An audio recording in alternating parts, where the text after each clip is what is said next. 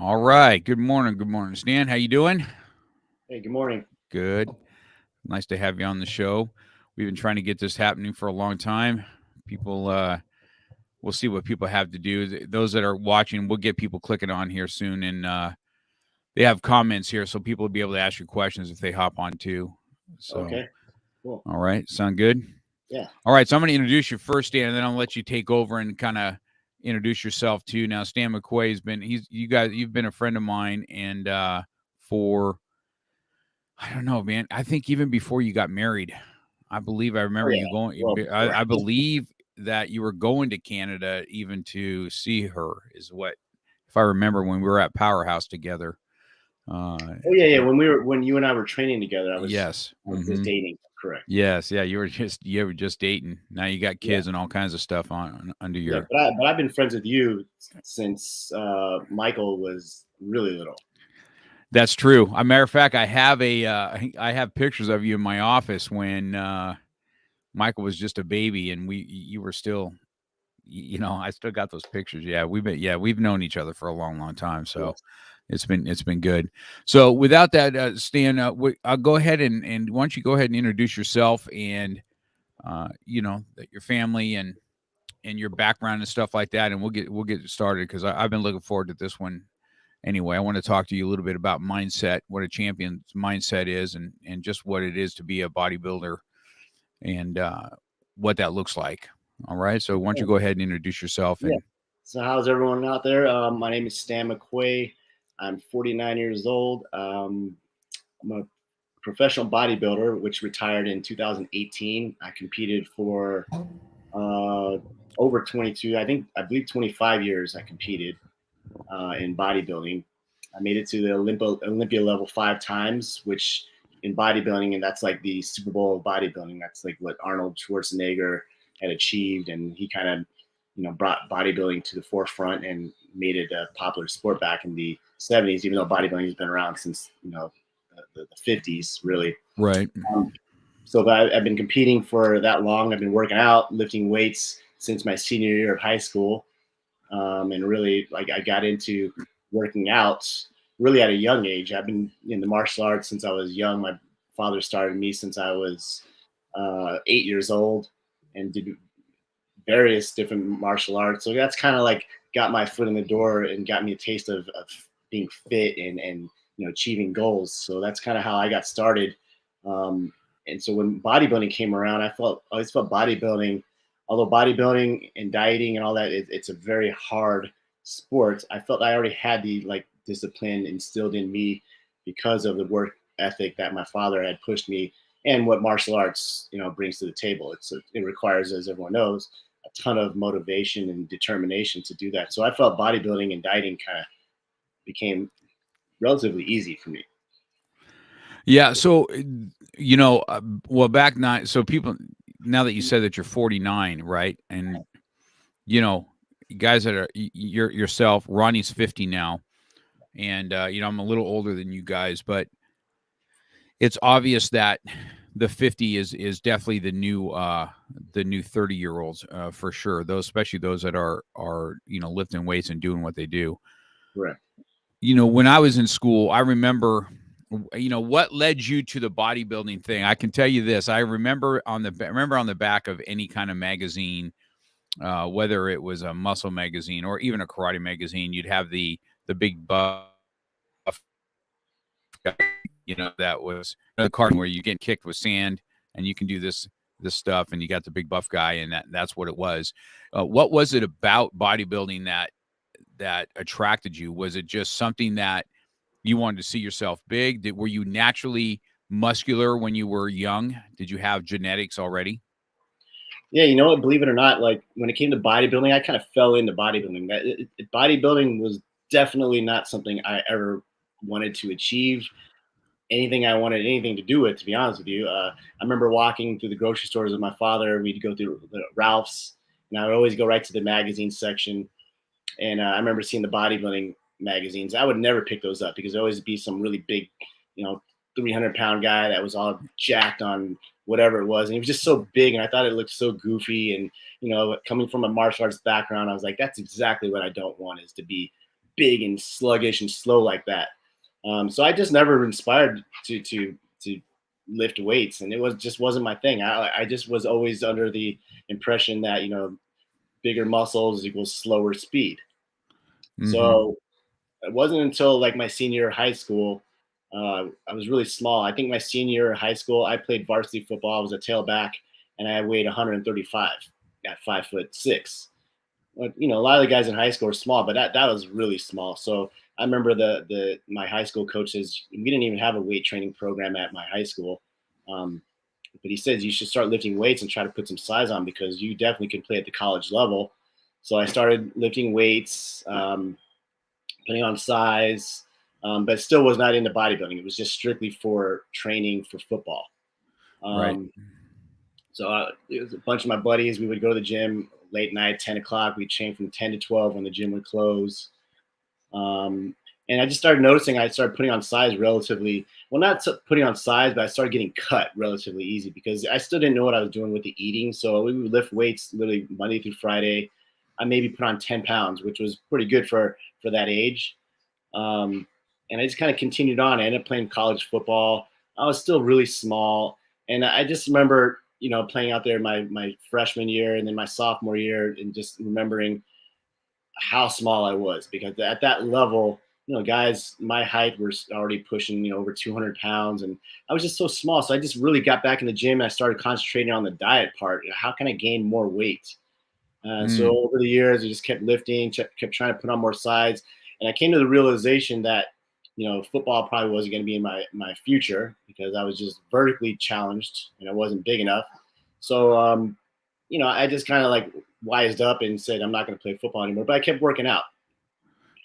And I just started from that point. And when I started studying the diet portion, that's when I started picking up the magazines and started kind of reading about how do these guys get that big, and that's when I started studying. And when I was in college, I switched my major from finance, and I switched it to kinesiology, because I really wanted to learn how the body worked. How can I make myself bigger or faster, stronger, all of the above. That's pretty much how I fell into that. Do you have a degree in kinesiology then? No. So what happened was, I was a junior at CSUN with my finance credentials, and then I had made the switch my senior year, and it added like another probably 3 years to my curriculum. So I went and studied, and in the meantime, I was working for Powerhouse Gym at the time. And so not only was I going to school studying, kinesiology and the way that the body functioned, but I also was working on the job at Powerhouse. So I was doing both together. I had a full-time job as well. And I started making really good money with my full-time job and the personal training. So I never really went and finished. I think I had maybe like 3 classes left. I could go back and finish, but I just like my personal training business. And that's when I met you, really started to take off. And right. I just didn't really go back, and I never finished. I really should go back and finish that. Right. Well, I think you and I haven't spoke on college thing. I know my kids have gone through too, but I was kind of an entrepreneur. I did this some college thing, you know what I mean? It just wasn't made for me. And I wanted to go on a path of entrepreneurship, and so it was just a little bit different. And so that's definitely what I did. Now, I remember when you were doing training at Powerhouse. I mean, this is where we met. I mean, so many years ago. And I remember, having you work me out, and, you're kind of the icon in the gym. You're one of the guys that you can hardly work out, because everybody's got to come up and ask you questions, and, everybody and their mother's got to ask the questions about, this, that, or the other thing, as far as lifting goes, or what should you do here. And I was super educated. I remember having you as a trainer, man. So and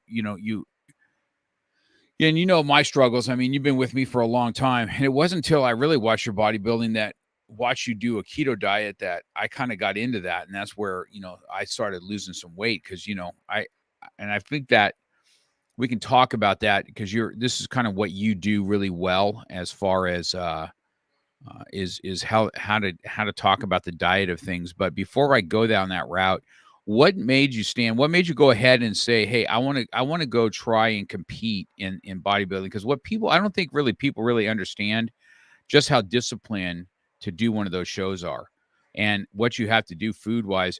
Even at, I remember there's a couple bodybuilders that were getting ready to do. Ronnie opened up his nonprofit, and he had that night of the evening. And there's a couple bodybuilders that showed up, but they all showed up with their food in hand. Now, they wouldn't eat nothing on or anything as far as that goes. So, Right. what made you want to go on a competitive level of bodybuilding? Well, I'd be honest, I never wanted to because again, I would open the magazines and I see these guys wearing the Speedo, and I just thought there's no way in hell I would ever want to do that.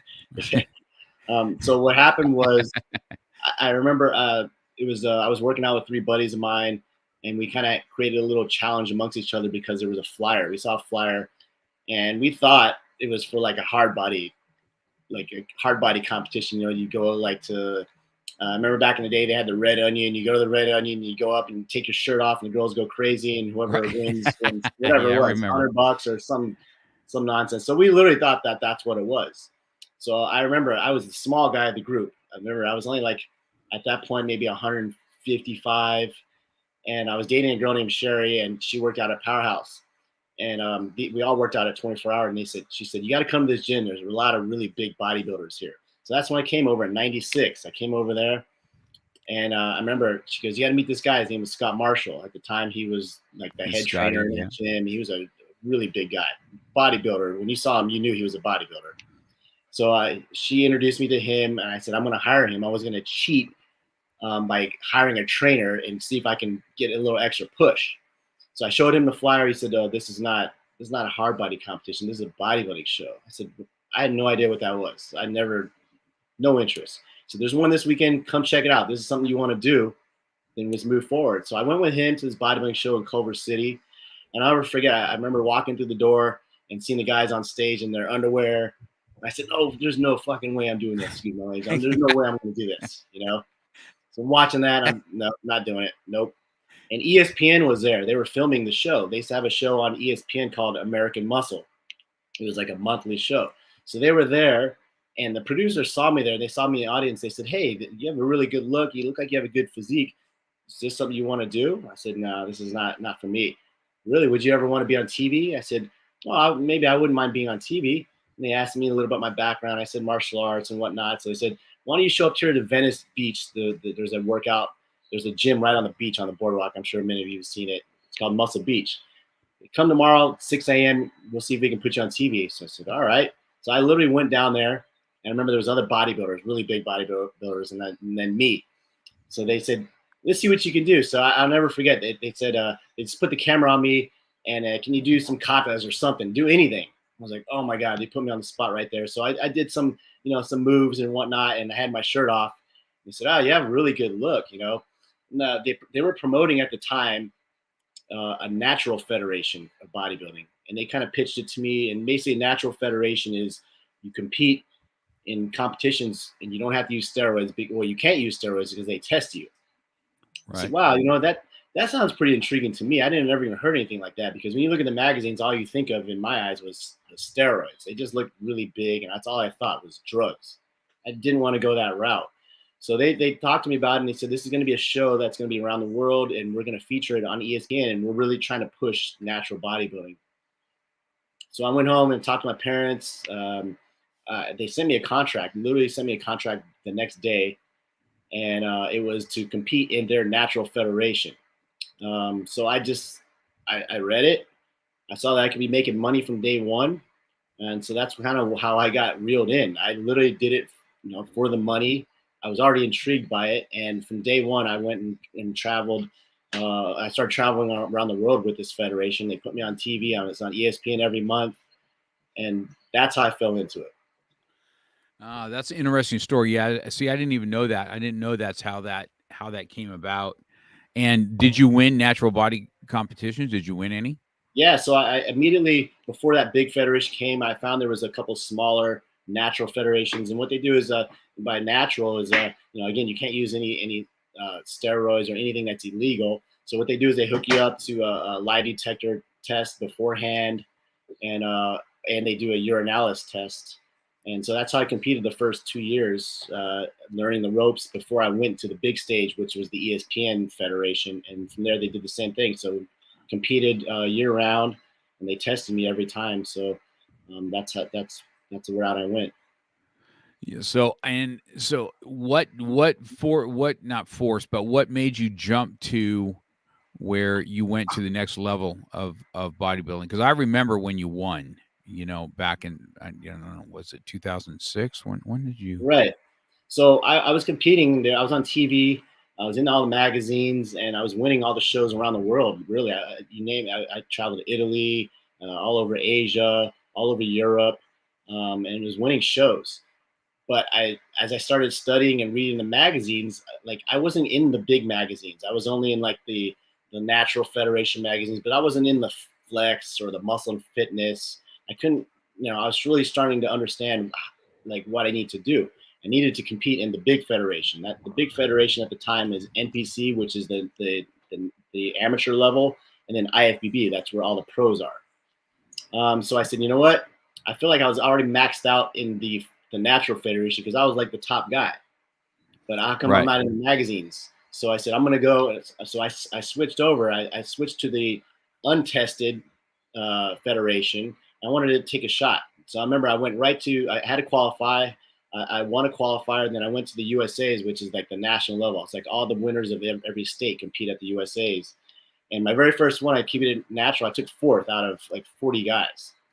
But I remember being backstage, and it was all the guys I would see in the magazines. I was like, man, I like this feeling. But I remember looking at the guys, and it was a clear difference of, guys were bigger. They were older, and they were bigger. Mm-hmm. But I was so challenged. I said, this is where I want to be. I want to beat these guys. So that's kind of like how I switched over. I started competing. I competed naturally for the first 2 years. And that's when I was going to school. I was really studying as much as I could. And the internet was, available at that time. And I studied every type of diet there was, every drug there was, every supplement. I did it every day. That was like my goal. I wanted to master this sport. And that's how I got into that. So when let's talk about, I think that this is going to be the other part of it that I wanted to talk about is when you were training, right? And you've made this decision. Let's talk about a regimen of how you had to get yourself bigger first. Okay. Was lifting heavier something you had to do? Was lifting more often? What was the food involved? How did that go about? How did you go about and say, I have to transform to be a little bit bigger? So how did that come about? Yeah. So, there's so many different diets. There's so many ways to train. An old school was like everything had to be heavy and a lot of calories.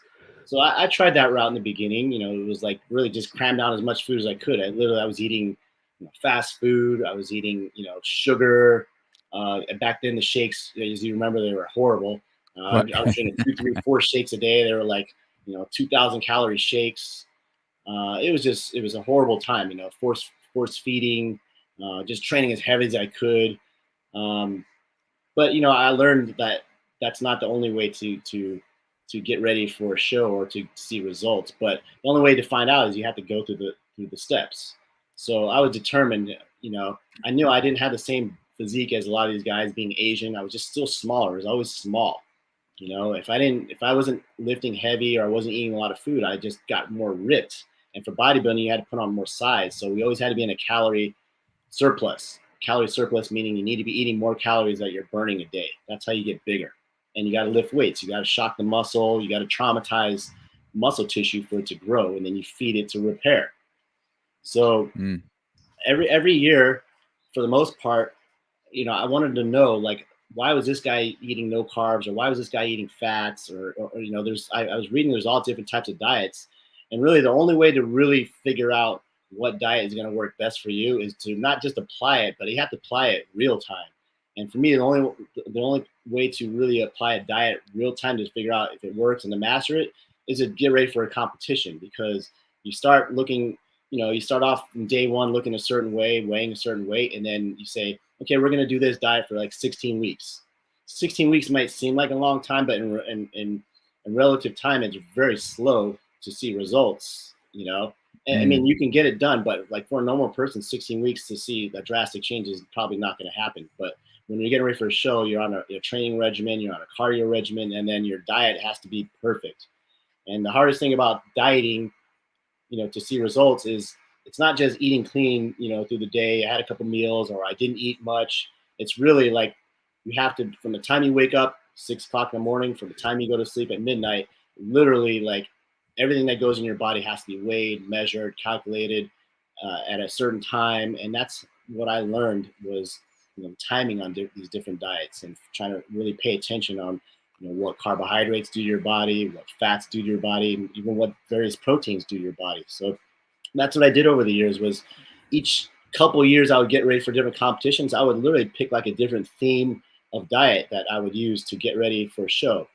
So it would be anywhere from like, high calorie, crappy food, and then just cut all that out. Or it'd be like carb cycling where it's like, every day you have different levels of carbohydrates in your body. Or it'd be even like a ketosis diet, keto diets, which is something like I worked with you on. And that's where it's like moderate protein, no carbs, and high fats. So, right. You did that particular diet for a couple shows, if I remember right. It was more your go-to, your last couple ones. Is that correct? Yeah. So what happened was after all the years, I had built my body up from training for so many years, and I remember I was competing at the Olympia level, and I remember the 1 year I competed, that was my biggest ever. I was like 205 pounds at like 2% body fat, and we're coming out with a new division the following year, and the new division was called Classic Physique. And with Classic Physique, they start adding stipulations to your height and weight. So they're really trying to make it more of a level playing field because I mean, you see the bodybuilders nowadays are just massive, and it's become a freak show. It's like the biggest you can get, the biggest person on stage usually wins for the most part, and this is not fair. So it was getting out of control too. Guys are just getting too big, and it's a very dangerous sport. So what they started doing is strapping on. It's kind of like wrestling, for each height, you got to weigh a certain amount. So the 1 year I weighed 205 pounds at the Olympia level, and the new division I was going to be crossing over to, my requirements for my height was only 180 pounds. Mm-hmm. So you got to figure, I was already competing at 205 at 2% body fat, and then my new limit was 180. So I needed to lose 25 pounds of pure muscle, not weights. We're talking muscle. So I figured, how am I going to do this? Because it's like it took me years to build this muscle. How do I lose it? You can't just lose it by stop eating, because you lose the muscle, right? So we figured, the only way we can really do this is probably like a keto diet. And I remember with bodybuilding, guys don't like doing a keto diet because carbohydrates is what keeps you big, keeps the muscles full, feels like it gives you energy. And, there was a kind of a backwards thinking of you don't want to eat any fats. You don't want any fat in your diet because it makes you fat. But that's not true, So what we did is we started learning and really studying what keto diets do. So we said, let's take a shot, because there's a hell of a lot less eating doing a keto diet than a regular bodybuilder diet. Mm-hmm. So with the keto diet, we're able to lower the protein, which is going to allow my body to drop in weight, but you still got to eat protein to maintain muscle, because muscle is made up of protein, aminos. We cut the carbohydrates out, which was going to, equate to anywhere from 10 to 20 pounds of just weights, water in the muscle. So we cut that out and really started, you have to rely on some type of energy source. So we started implementing fats, healthy fats, that is. Healthy fats would be, avocados, nuts, certain oils like olive oil, macadamia nut oil, avocado oil. So those type of fuels that you use for energy, and you're training your body to rely on fats for energy and not to rely on glucose, carbohydrates, sugar. Mm-hmm. So once we went into that phase, I really my body changed a lot. I was still able to maintain a good amount of muscle, but the body fat really just melted off me so much faster than it would any other conventional diet. For me, I thought it was one of the best diets I've ever been able to utilize, because I'm not a big eater. It's hard to be a bodybuilder if you're not a big eater, but at least with keto diet, it's not a lot of eating really, but I have great energy, mental clarity. I'm sorry, that noise is my dog is chewing on a toy. Hey, yeah, sorry about that. So yeah, that's where these that's how I mastered these diets. And again, like you said, the keto diet was the one that I felt I had the best look at physique wise. I felt the best mental clarity, and that's kind of where I'm at now. Is I still play with carbohydrates and whatnot, but like the keto diet to me, I feel like is the go-to diet when I want to be in shape. Yeah, it's even now I kind of live that keto lifestyle at this point, but I do find that if my carbs are up too much, I'm kind of sluggish. I don't really feel sluggish on on the keto diet for sure. And so tell me about, so let's talk about, now you've put yourself at the top of the game now, and you've given yourself a name. And I remember this. I remember you winning that in 2006, which really kind of catapulted you up in your status. And then when did your company, Physique Inc., when did you decide to launch that? When did you do that? Yeah. So what happened was I turned pro in 2006. From that point on, I think maybe 2 years later, about 2008, 2009, I started to see a change in the industry, and I wanted to kind of capitalize because really, what like the way the way bodybuilding was, it's a real individual sport. I mean, really, you got to do everything on your own. I mean, you might have a trainer that's pushing you, you might have a nutritionist that might be helping you, but really bodybuilding, it's a solo sport for the most part. I mean, you got to do all the work. The time you wake up, the time you go to sleep, it's you put in your mouth, and you going to the gym and putting in the time with the cardio. It's all about you. But I knew that like there was a space where people could use the help. Where we had like a family oriented type business where I have a bunch of coaches. So what you could do is if you wanted to get in shape or if you want to get ready for a competition, I formed a company where I have all the resources I can guide you through. And it's called Physique Inc. Physique Inc. is my company, and we specialize in writing diets to get you in shape. We write your training programs. We tell you what supplements you could be taking, and then the third portion of this would be like balancing your hormones. So you get your blood work done, and just follow what's going on internally, because a lot of times people will eat good and they'll be training good, but the body's still not changing. A lot of times it's the hormones might be a little off, and that's how we figured we read your hormones through your blood. So yeah, so I think that's a good thing to talk about on the diet side of things, because one thing about you, I don't know, you're when they look at pictures of you, one thing that you have, Stan, you always had, is these awesome abs that you've always had. You've had these, a good set of stomach muscles and stuff like that. But you've always said that dieting is more important on what you're doing for cutting, and of course, genetics have to play something in the role, right? I mean, the genetics are what they are, but and then you've said you've unlocked a couple things there that we can unfold. One thing you said is bodybuilding is on a by yourself thing, right? And for me personally, I mean, you've known my story for a long time, and you saw me in the gym almost every single day, and I just I couldn't change.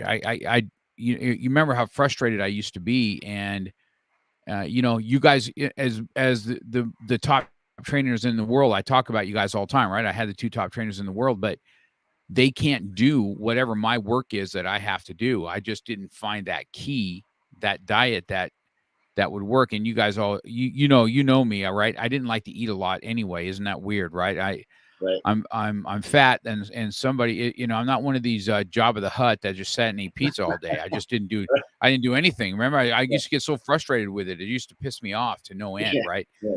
And you're right about the keto diet. That was a diet that I can eat enough calories in the fats, and then it kind of shifted for me, and it made a difference, right?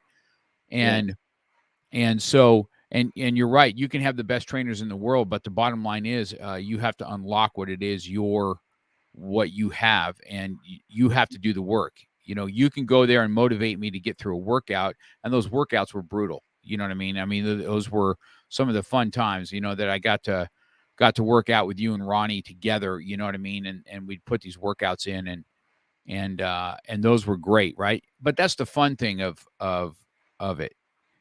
All that kitchen preparation and all that bullshit that you have to do that's the hard, man. That's the discipline part of what you guys do. And I think I've told everybody, if I had a magic pill for everybody that needed it, I wish I had it, but it doesn't. It's still it's you and you alone that's going to have to do that work. You know, you can have the best people in the world behind you. Now, you know, people with money that can have people cook for them and all that kind of stuff, it makes things easier. But when it comes down to it, it's you and you. Now, I want to hit that hormone thing that you talked about, because hormones is true not just for females either. This is a male and female thing, and I want to talk about a little bit about that. What people should be looking at when they get their blood work done. Sometimes when we get from the doctor, what do they need to ask for so that you can see what's off? You know, because sometimes the blood panel is not going to give you all this. Correct?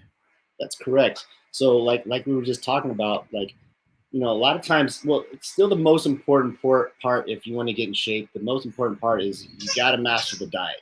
The diet is everything, because it's like I said, from the time you wake up, the time you go to sleep, you know, there's 12, 14, 20 hours in the day where you're awake and you're having to put food in your mouth, right? And you have to control what you're putting in your mouth. Is that noise okay? Is it loud? Yeah. People. Well, I'm used to it, dude, because I have dogs. I hear it all the time. It's like white noise to me. People don't know, but you got this awesome Doberman Pinscher. Yeah, I don't. I keep him busy right now, so he has all kinds of toys. Yeah. So yeah, you got to master the diet. Obviously, the diet is everything. Whether you're trying to get big to become a bodybuilder, or you're trying to get, you know, lose weight for whatever reason, diet is the most important. The training, the cardio, obviously, that's important as well. But really, in relation to the diet, it's really like an hour, 2 hours out of your day, and that's it. So you should be able to hit that part pretty easy. King.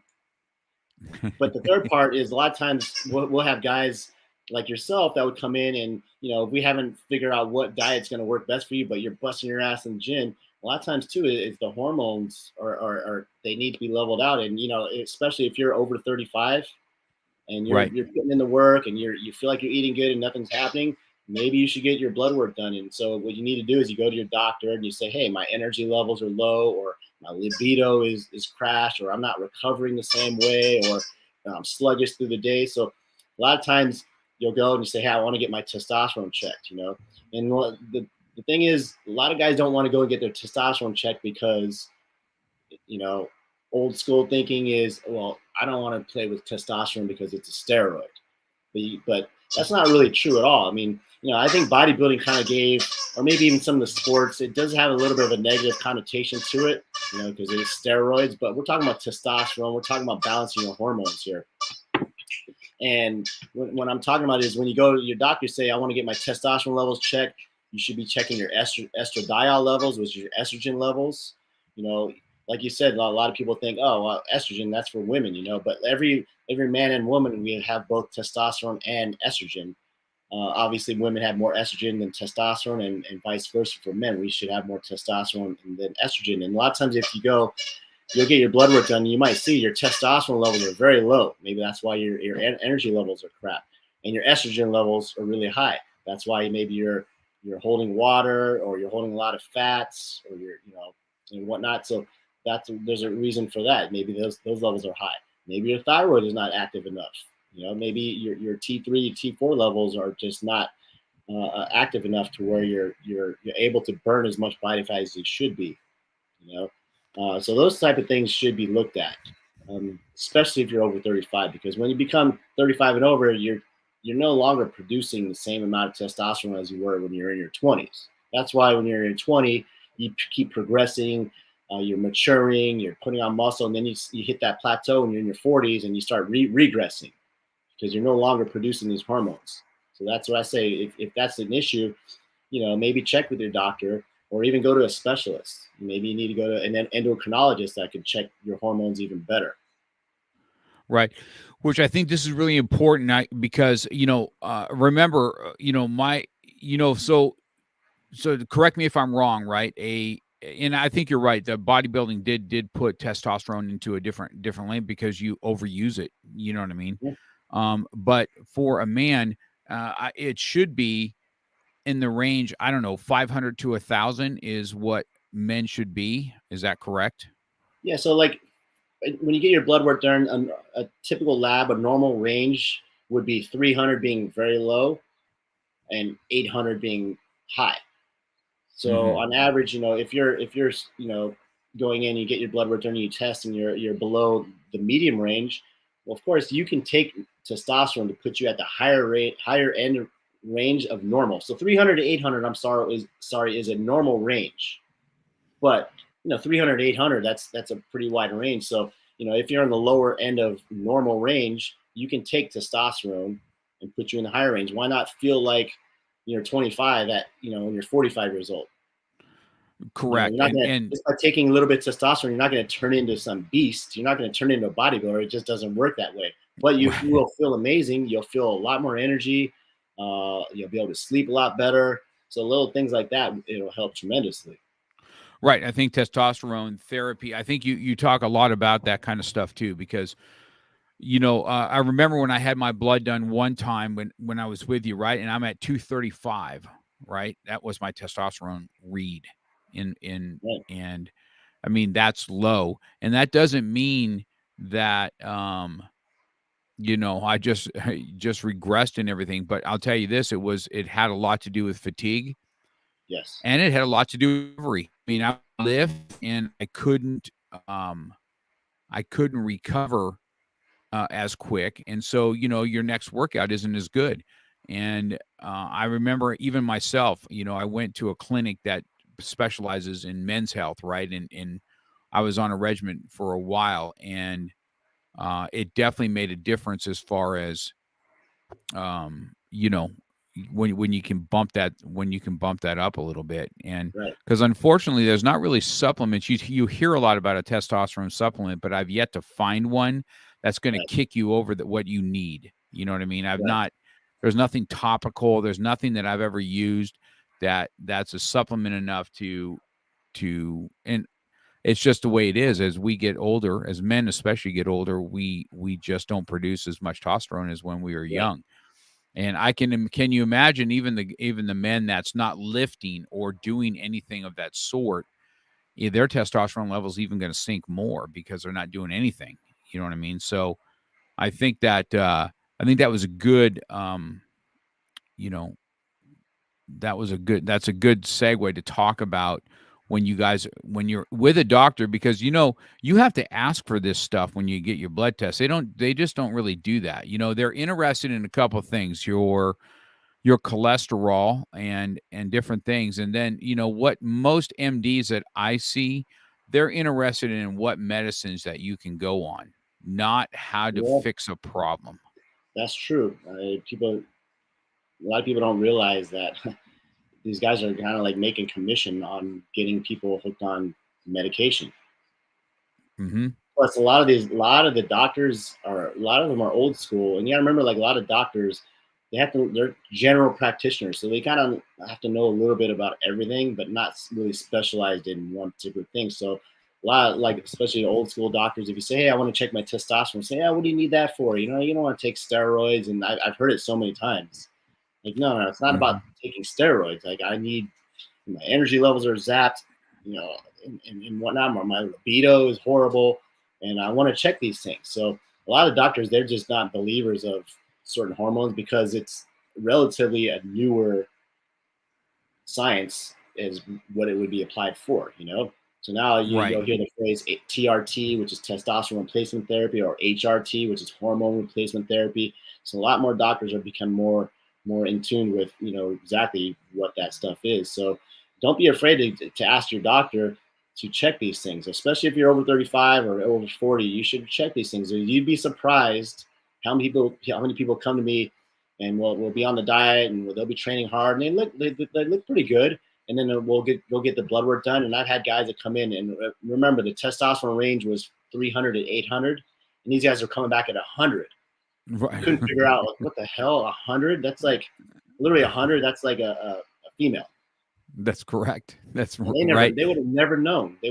So then they go, shit. They get on a little bit of testosterone therapy, and all of a sudden they lose another 10 pounds. Right. Yeah. It's just giving your, I think that's super important when it's a chemical thing. I mean, I've heard you talk about this for a long time. Your body is a chemical thing, and you got to see what chemicals are going to work properly together. And if it didn't, how much work, because I worked out like a beast, and if I couldn't, it just wasn't. Recover. There wasn't things changing, right? That's why people don't realize. Also, it's like, example, we'll use baseball as an example, or football. People think, oh, they're taking steroids so they can hit the ball harder, which is partly true.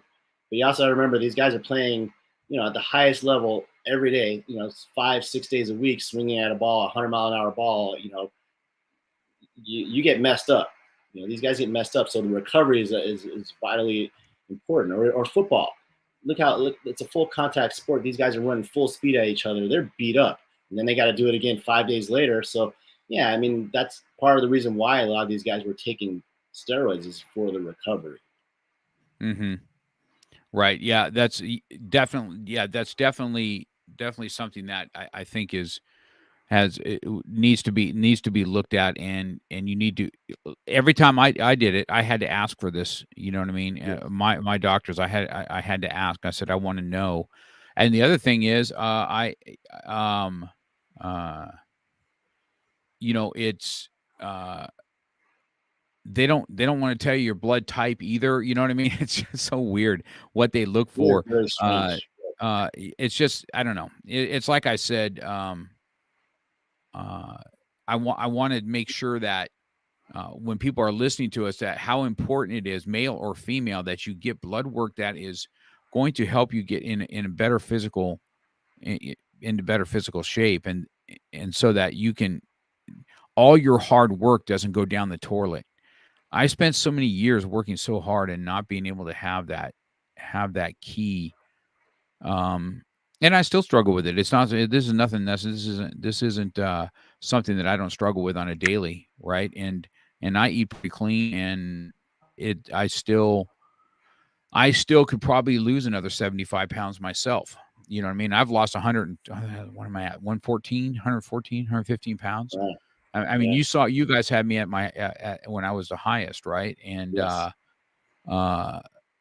And when I found that lock and it started to go down, but I also had a scare, right? I think that people have scares are the ones that you see make the biggest change, right? Something physically Absolutely. Happened. They've lost somebody, something major trauma happened in their life, and they're like, okay, I need to take this back. I mean, you have clients, you have professional clients that are trying to get to the next level. That's you've been in that level, so you're the coach for that. I'm sure that you've had plenty of people that are need coaching that from major trauma, right? And yeah. So that's, and that happened to me. That happened to me when I got blood clots. And I got them by phys. I didn't just have them. I'm lucky I'm even here. I had them both in both lungs, and I mean that's pretty serious. And then, mindset. I think we should dabble on that a little bit, because I'm an older guy, so I'm 61, right? And yeah, I have a knee replacement. You guys, bad knees were, and they still are, right? And I had to have one knee replacement, and I chose not to go the next one. I chose not to do it again. Okay, my right could use it, but I just didn't want to go through the recovery process of what that is when I'm an active dude. I'm an active guy. You know what I mean? And it takes a mindset when you're super sore, or you can barely move, trying to find something as opposed to just sitting around doing nothing. So Oh, yeah. why don't you walk through what you would tell some of your clients, about how to mentally prepare for what you want to do? What's that look like? Well, I mean, it could become discouraging, like if you have injuries or whatnot. But like you really like you don't want to just not do something about it. You got to be proactive, right? If you want to be better, you got to put in the work. So whether it's you're trying to lose weight or you're trying to rehab an injury or you have some type of medical issues, you can't just sit back and die. You can't just sit back and feel sorry for yourself, right? So like I tell people all the time, man, stay ahead of the game, So blood work is getting your blood work is not just for, you know, recovery or just for, you're trying to lose weight. I tell people all the time, you should be getting your blood work done and be checking your vitals. Like you said earlier, Mark, your cholesterol levels, very important. These are all things that, you're not going to see externally or by looking in the mirror. Your liver enzymes, your kidney function, these are the type of things that will start to fail. And when you start seeing signs, sometimes it's too late. Mm-hmm. So I tell people all the time, man, especially if you're an active person, you should really get your blood work a minimum of twice a year, and that way you can stay ahead of the game. Really see, why are my liver enzymes so high? It's not something you're going to really feel or see in the mirror. Why is my cholesterol so high? Now, I have an issue with high cholesterol. It's hereditary. It's also from a lot of the red meat I've eaten because of a bodybuilder, and also if it's lack of cardio. All these things start to affect my cholesterol. So, and it's not something I feel. I feel fine. I feel I have good energy, but when my cholesterol levels are high, I'm getting some blockage in my arteries, and something needs to be done about that. And that's when I'll be more proactive. And for me, that's like one of the things that keeps me motivated is getting my blood work done and making sure I put the same effort I do in the gym, but also of balancing my hormones, of staying healthy, Right. longevity. Yeah, I think that that's all great advice. I think that being the proactive and mindset is just your mindset period of being proactive, I think is probably your best bet. So when I talk about when you talk about diets, okay, because this is the thing that people if you're losing weight, they automatically ask you, what are you eating? If you're getting bigger, they're going to automatically ask you what your uh what you're eating, how Right. you doing that, or how you lifting. And I think everybody's grasping for the magic formula.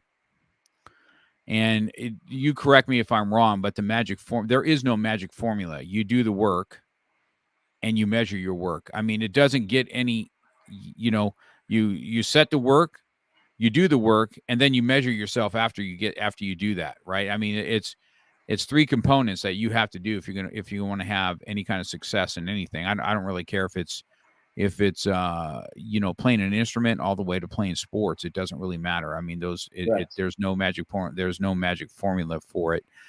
And I feel for people. I have a heart for people that I get this quite often. I need to get in shape before I can start martial arts. And I'm like, man, it's just not the way it rolls. You need to start martial arts to get in shape and work through the frustration of, and there's a lot of embarrassment, right? There's a lot of embarrassment that goes with when you're heavy. I mean, you work with them all the time, but then again, you were just the opposite, right? You were smaller. So I'm sure that you have the same guys that have the same mindset. It's like, I'm super small. And so, they're getting hassled for how small they are. And you got the other ones for getting hassled for how fat they are. There is no happy medium. I mean, Right. everybody, I, as a coach myself, I tell everybody, you can't rely on what other people are thinking. You got to have a mindset of your own to have success. Absolutely. And so your Physique Inc. Let's talk about your company, okay? So you have a website. We'll make sure it's out there too. When we do the audio portion, I'll make Yeah. sure that your Physique Inc. That's what it's called anyway. Is that correct? Yeah, physiqueinc.net. .net. Okay, physiqueinc.net. And that there you have, I mean, you have a group of guys, and I think Ronnie Camacho's part of that group too. You have a group of trainers that are part of this, and you have regimens that can go to the professional athlete that's looking for maybe better posing, or okay, how do I get from this level to the next elite level? What do we need to do? And you got these guys that have been like yourself that have been doing this for 22, 25 years. So you make yourself champions, and then you have plans for people that maybe just want some nutritional advice and what Yeah. that looks like. So let's Yeah. talk about your website and how that works. Yeah. So basically what we do is we'll take, obviously our niche is bodybuilding, but if you really want to get in shape, I mean, who are the people visually are the ones that are best in shape? I mean, when I mean visually, I mean just like by the physique. I'm not saying like, the best in shape athletes. I'm saying physically would be bodybuilders for the most part. Not just because they take steroids, but because all the things that come into play with getting to from A to Z. It's mastering the diet. I mean, again, that mastering the diet is everything. So I tell people all the time, like, if you want to get in shape, sometimes you got to do things that are drastic. If you're going and you're doing like Weight Watchers diet, or you're just doing some type of basic diet that you've seen on TV or whatever, and it's just not working for you, well, probably maybe you need something a little more aggressive. And that's where we come into play. Again, we specialize in bodybuilding, but like we have a ton of athletes. I'll get a lot of actors. I've coached a ton of actors over the years. And, for acting, it's just like bodybuilding. They have a short window of time that they need to be ready for a role, and you're hopping on some like basic, Weight Watchers diet or whatnot. It's just not going to get them there in time. So that's why they'll come to us. And, this is like, I call it extreme dieting, because it is hard, but it's not, anyone can do this. It's very doable. You just need the right guidance and right instruction, some right coaching to guide you through it. But if you want to get from A to Z, really, you should be on an extreme diet, like a keto diet or a carb cycling diet. And that's where we come into play. We'll design your diet structured around your day, your daily work schedule, your daily workout schedule, and we design it around that. And then we make the changes as your body changes, and we'll be in your ear. We'll keep you motivated. We'll give you all the tools you need to get from A to Z. That's So let's talk about who you've worked with. From MMA fighters to Yes. to Hollywood. So let's talk about some of the clients that you've had personally that you've worked with. Yeah, so I've been blessed. I worked with top producers like Dr. Dre. I'm sure a lot of people see him go from a pretty amazing change at an older age. I worked with him for a few years. I worked with Vin Diesel, getting ready for a few movie roles. Gerard Butler from the movie 300. George St. Pierre, he was the UFC world champion. I worked with him every time he'd come to California. I worked on his strength and training, strength and conditioning. A lot of different rappers. Yeah. He's a beast, the GSP. Yeah. Oh, he's a monster. Yeah, he's forever. Every 7 days a week, this guy's training. Mm-hmm. And look at and hiring professionals to even get him at a better peak. It just goes to show what he's about, for sure. Right. That's a disciplined human right there. Mm-hmm. So, who was your most favorite to work with? I would say probably, believe it or not, Dr. Dre. Mm-hmm. It was a little nerve-wracking working with Dr. Dre in the beginning because he's a very quiet guy. He's very to himself. So like a lot of times the workouts would be pretty silent. But he's also the type of guy, if I wrote a diet out and I said, I need you to eat 4 ounces of styrofoam and you can only drink water, he literally was like, okay, no problem. And like anything I told him to do, he would do exactly to the T. He's like an OCD type person. So he was probably the easiest to work with because he got the best results of anyone I had because he never questioned anything. Like literally, this guy was up at 4 a.m. doing an hour of cardio. He would have all his meals already prepared for the day. He'd be back in the gym. He would be hitting the gym 2, sometimes 3 times a day. So he was really determined to achieve his goal. But that's what it takes. If you really want to achieve your goal, you got to stay motivated and you got to really want it, right? Right. Well, that's true. Yeah. Yeah. And so I'm sure you get the other side, right? You'll get the Hollywood actors that you have to work with that Oh don't my really want God. to. They don't. They, Yeah, I've had quite a few. That's actually part of the reason why I'm not really coaching or training a lot of the guys in the industry anymore, because generally they're probably the worst ones to work with, because they'll have to do it. They have to do it for a movie role. These guys don't even work out in real life, so it's like, they have to take on this new role, and then they hate every minute of it. And then you right. get someone like me, is I'm going to be on your ass, because you have to be ready for a movie role. You got to take your shirt off in this scene, and it's up to me to get you there. Right. Yeah, I can imagine. Yeah, I can imagine that what you have to deal with when it comes to that for sure. Oh yeah, and Yeah. believe it or not, like one of the biggest action stars, which I've already mentioned, he was the worst. He was the worst. Like literally, he was the hardest to work with. Yeah, right. It's all show for the movies. And Oh, when the absolutely. movie's all done, it's Yes. the one. I don't know what when you said you work with the from 300. Are you talking about the main guy? Gerard Uh, Butler, yes. yeah. He's done documentaries on him because he was a machine, right? But Hmm. he said it was by far the hardest thing to try and keep that up at that level and be in that kind of shape all the time. He goes, I remember him talking about it, saying, this is like the hardest thing that I have ever done as far as roles go, and to try and keep that on a daily and then do Oh the yeah. acting on top of it. He was brutal, he said, Yeah. Oh yeah. to do that. Yeah. He likes to work out. It's just the lifestyle of staying in shape, and the eating and whatnot. It was not easy for him, and of course the training is hard. But again, the training portion for him was hard, but that was only like an hour, hour and a half a day. It's the Right. eating portion that was very hard for him. Yeah, that's and I think that's, us talking about that. I think the working out part has always been the easiest part for everybody. I mean, putting on a pair of headphones and going to the gym Mhm. is almost therapy.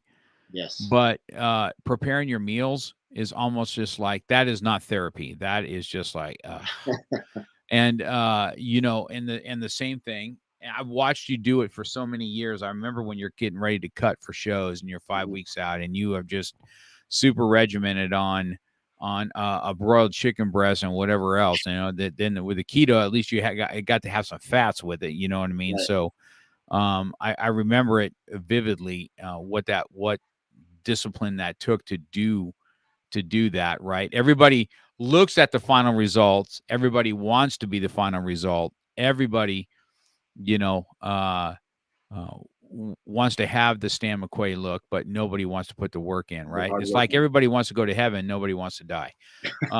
You know what I mean? So, that's probably the same thing as far as that goes. I think that those that you're here quite often, so you get to, I was just talking to you about, right? You can see you've been, your sons, all your kids are black belts of mine, right? And so Yes. you've been around me for a long time, but now you've seen this different shift, right, into jujitsu, which is something that you like to train back Hmm. in the day, and now Yeah. you're watching these kids that are, I'm telling you, man, the first competition we did, some of these kids were cutting weight, and it was just Uh, not good. You know what I uh, mean? Watching them cut weight, and then you go weigh in, and these are, I questioned it anyway. You go to the jujitsu tournament, why can't you just weigh in the morning and be done for right. gi and no gi? Right. Right. Right. But some of these jujitsu tournaments, you have to weigh in the morning, and if you got no gi at the middle of the night, you have to weigh in again. So you can barely do anything for the whole day. Right. I mean, you're not making any money on this stuff, man. And so Right. Right. this was just something in the jujitsu world I was thinking about. And I was, with all the kids now, they have this nutrition on their mind. And I've watched in my school alone. Now you've been around my school, right? Hmm. And a lot of people live here, just like you did when your kids are going Right. through black belt, right? And what they bring in to eat is just, and how prevalent soda still Yeah. is amazing to me, right? Is just like, you can't, the American diet is just so, it sucks. You know what I mean? What's funny is I was able to stay in I still measure my ketones almost every other day, right? To see where I'm at. Sometimes I'm a little low, sometimes at 0.5, Right. sometimes I'm at 1.0, you know what I mean, on my blood. But when I was in Vegas, if you can afford it, man, you can eat really well and stay in good ketosis. We went to this one restaurant where there was just, you go pick out what fish you want. It's right there all laid out. And it's like, and they'll cook it, either they'll fillet it or they cook the whole fish where you can have the whole fish, which I never done that before. That's what I did. And it was so good. But I don't think either that to eat healthy has to be something that breaks the bank. I just don't. People say that all the time. I think they don't want to give up convenience over quality is what really is. I don't know if you feel that same way when it comes to fast food, but you have children and they watch you how you do it. Now your wife is also in fantastic shape, and so how does it work at home? Do you have a healthy lifestyle, or is it just not always like that, even with your own kids? I mean, you got life, right? Well, I mean, obviously, we try to push the issue with with eating clean. Definitely, we don't use the word diet around them because I don't want them to be dieting, and I don't want them to view it as a negative connotation. Oh, it's time to diet, and you got to suffer. No, I definitely Right. don't want that. I mean, we all grew up eating pretty crappy foods for the most part. Hmm. I still let them enjoy and be kids, but I will always try and teach. I'm always preaching about protein, what protein does. I'm always talking about it. You want to build muscles, you need protein, or you need energy. You have a game today, you should be eating carbohydrates. These are the carbohydrates you should be eating. I'm always preaching that way, but I still let them have the occasional sweets and whatnot. I mean, luckily I'm pretty blessed. I mean, I think because of the way we've been with teaching them, they're not really big sugar eaters. They're never asking for, hey, can I have candy? Can I have some cake and whatnot? I mean, they're not sitting there eating vegetables either, but they're not asking for a lot of junk food. They eat fairly clean and they enjoy it. So Well, don't you agree, Stan? I agree. Now, I haven't really had sugar for 2.5 years. That's one thing I cut out almost completely. That includes, I don't put ketchup on anything or anything. If any of that stuff has any kind of like that kind of sugar, because I don't really think even you get a Heinz bottle of ketchup and you're looking at a sugar, quarter of that bottle of sugar. right? Or if you drink Gatorade, you might as well just put sugar in your water, Pretty much. right? And I feel that sugar is so addictive Yeah. that it's almost hard to get rid of it. And if you're not on top of what it is, um, you're that's going to be a downfall. I mean, do you agree Absolutely. with, I mean, what is the biggest struggle when people have diets with you, when you're talking about them? What is it they don't want to give up the most?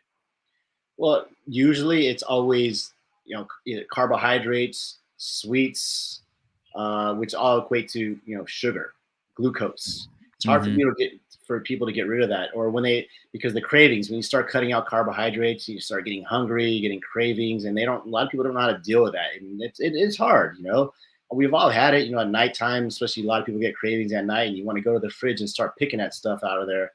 That's where things get really hard. But I would have to say, like, the hardest thing, especially for people that have, bad eating habits all the time, is always getting rid of carbs, getting rid of bread. Yeah, breads, breads. Yeah.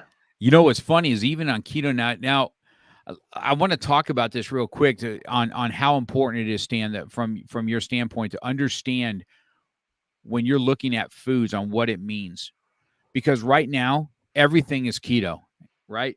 The food industry has jumped in this thing like it's so you can have like fat bombs and it's like, oh, it's a peanut butter cup and there's net carbs and there's no added sugar, but you got 19 grams of sugar alcohol, right? Right. And I think before I have you go, I want to talk about that. What is the difference between, and is it important?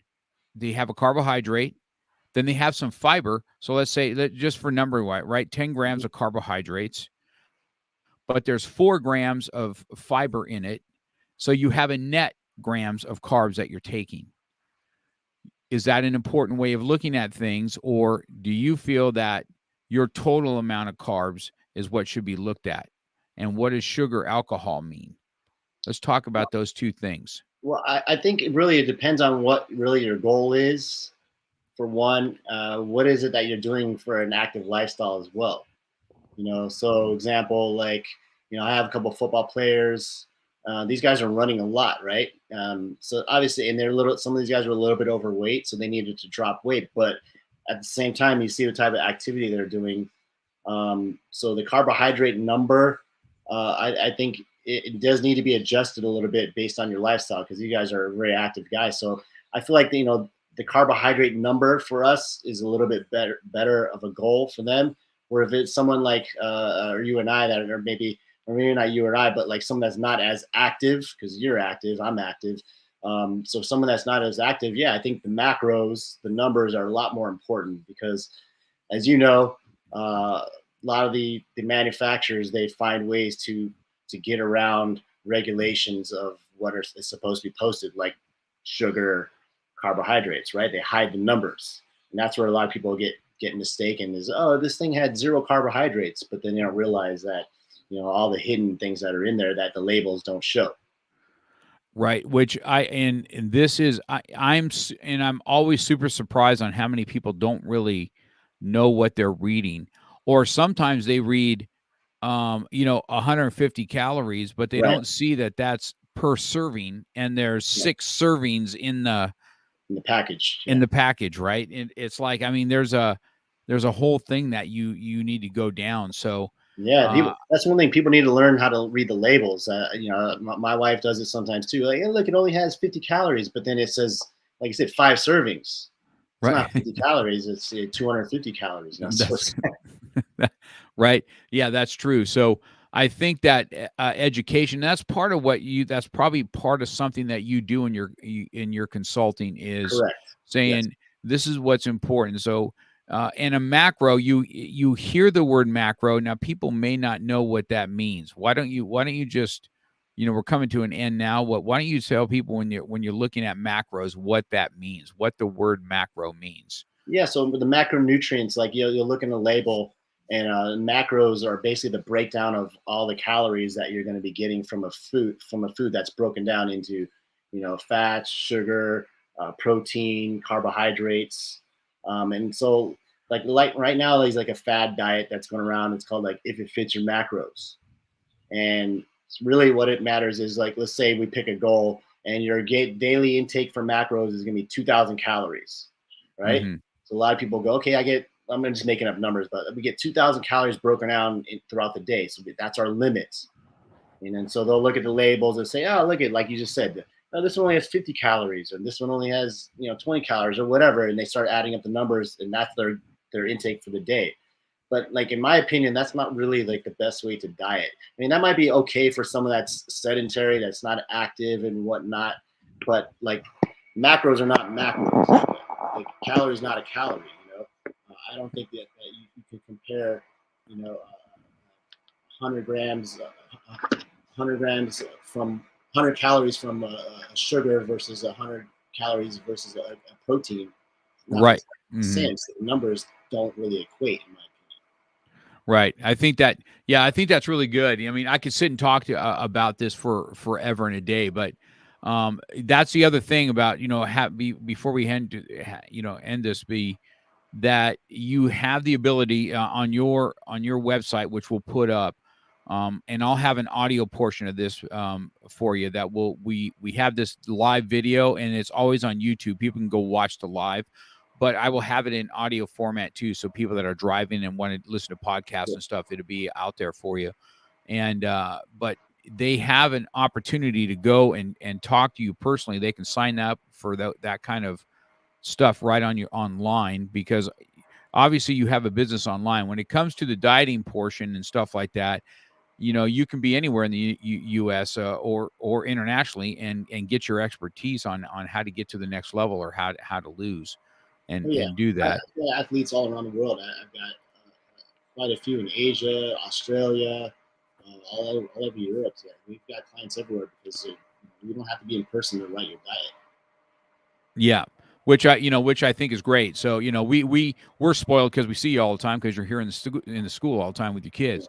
So, we get to, ask you these things and, because, I think that if we can get this generation to be a little bit more conscious, which I see is happening, especially when you're doing, a program where you have to have a certain weight, the kids are starting to be like, hey man, I'm not, I don't want to cut weight, but I don't want to put on weight where I have to start cutting. So I'm just going to start minimizing some of the stuff that I'm doing. You know what I mean? And like Ashley Sage, I mean, you saw her, right? She's probably lost 50, 60 pounds just so she can compete in a different weight bracket because she wasn't having anybody in her brackets, and sometimes it was a healthy way and sometimes it's not so healthy. So there's all that goes in between. But yeah, I appreciate that. I think that we can, and we talked a lot about some stuff for people that anybody that is looking for just some answers for typical questions. I would definitely say to reach out to you. I mean, I've watched you do this for diets for many, many people. My own children, I think have reached out to you this past week because they're starting to be conscious about, hey, I want to be a little bit stronger, and I got to eat a little different, and people just don't really know how to do that. You know what I mean? How to really maximize your food as an energy source and still enjoy it where it's not a chore.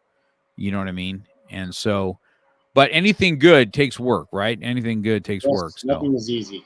That's right. If it was easy, we'd be millionaires. Trust me on that. So, all right, Stan. Well, I appreciate it, man. Thanks for taking this hour and 10 minutes with us, man. It was really informative. I look forward to more talks in the future. We talked a little bit about doing something here at the school on nutrition as a whole. I think for parents anyway, we can talk about all that kind of stuff like packaging food, and this is how what you want to look at when you're doing things and really educate. And I think I talked to Ronnie about it too. I think he's going to come in on the other side about with his products that he has to help you have a better, just an overall better lifestyle. I think so. Yeah, I think we'll put that together. I've got 11 coaches that all specialize in the exact same thing I do. So we can put that together. We'll do it at the studio. We'll have like a little expo, and we have like a panel of nutritionists there, and for whatever anyone's goal, we can figure out a plan to get you there. Yeah, I think we can make this big. I think if we want to make this event, we can make it big because we could have Zoom links where other schools can jump in. And we have somebody asking questions and doing that. I think that's something that we can make happen. Cool. All right. Okay. All right, man. I appreciate it, Stan. Yeah. Thanks, Mark. All right. Yes, sir. Thanks, man. We'll talk soon.